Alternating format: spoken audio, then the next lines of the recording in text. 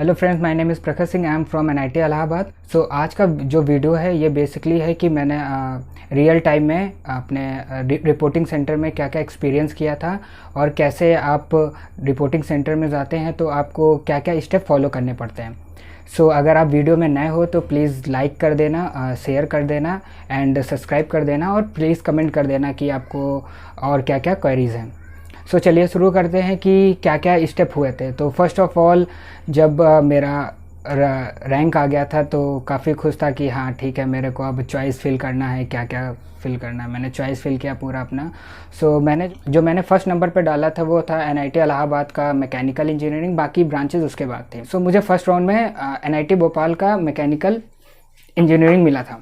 सो अगर हम बात करें स्टेप वाइज तो अगर मैंने जो भी एक्सपीरियंस किया था उसको अगर हम पॉइंट वाइज बताएं तो जो फर्स्ट नंबर पे था वो अलॉटमेंट था।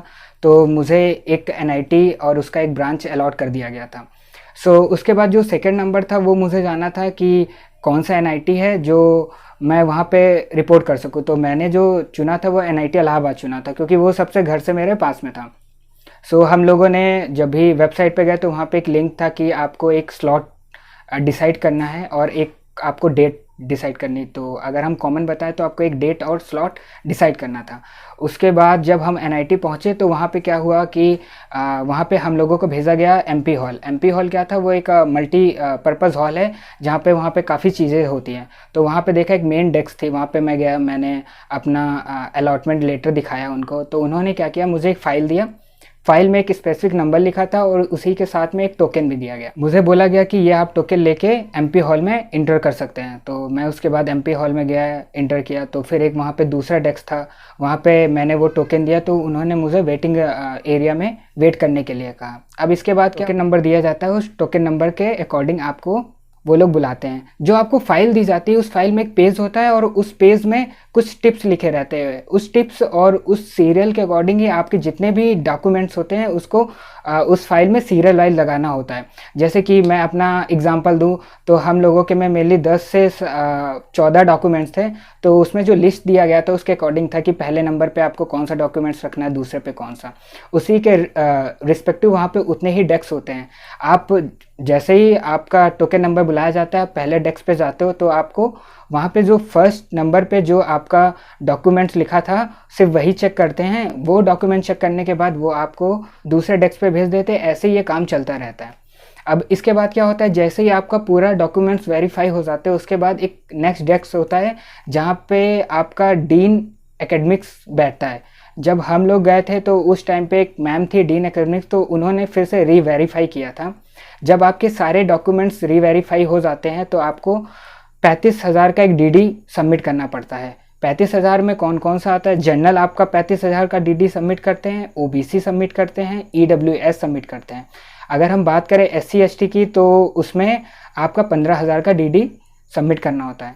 सो मैं आपको फिर से रिपीट कर दे रहा हूँ एक बार, जनरल, ईडब्ल्यूएस, ओबीसी आपका 35,000 का डीडी सबमिट करते हैं एंड एससी एसटी आपका 15,000 का डीडी सबमिट करते हैं।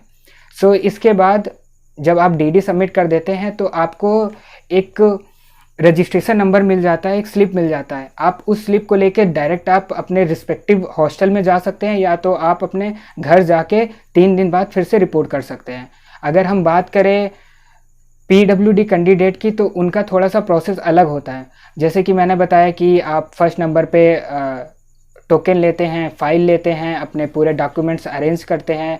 उसके बाद आपका जैसे ही टोकन नंबर बुलाया जाता है तो आप वेरिफिकेशन डेस्क पे जाते हैं। लेकिन पीएच वालों के लिए क्या होता है, उन लोगों को टोकन नंबर देने के बाद सीधे एक हॉस्पिटल में भेज दिया जाता है। वो हॉस्पिटल मेनली आपके एनआईटी के कैंपस में होता है। वहाँ पे एक डॉक्टर की टीम होती है जो आपको अच्छे से आपका परीक्षण करती है कि कहीं आप फेक सर्टिफिकेट तो नहीं बना के लाए अपने पीएच का, या आपके पास उस परसेंटेज का डिसेबिलिटी नहीं है फिर भी आप उस क्राइटेरिया को यूज़ कर रहे हैं। आप उस पर क्वालिफाई हो जाते हैं तो आपको वहाँ पे एक रिटर्न साइन करा हुआ लेटर दे दे। फिर जैसे ही आप आते हैं तो आपको वो स्लिप को अपने फाइल में ऐड करना पड़ता है। और जो मैंने पहले आपको बताया था कि क्या क्या स्टेप करने पड़ते हैं वही स्टेप होते हैं। मैंने देखा कि काफ़ी ज़्यादा बच्चे वहाँ पे पैनिक हो जाते हैं। तो आपको पैनिक होने का कोई ज़रूरत नहीं। वहाँ पे प्रोफेसर्स एंड कुछ फाइनल ईयर के स्टूडेंट्स और कुछ क्लर्क वहाँ पे हेल्प करने के लिए रहते हैं बच्चों की। तो आपको कोई भी प्रॉब्लम हो तो आप वहाँ पे जाके उनसे डाउट क्लियर कर सकते हो।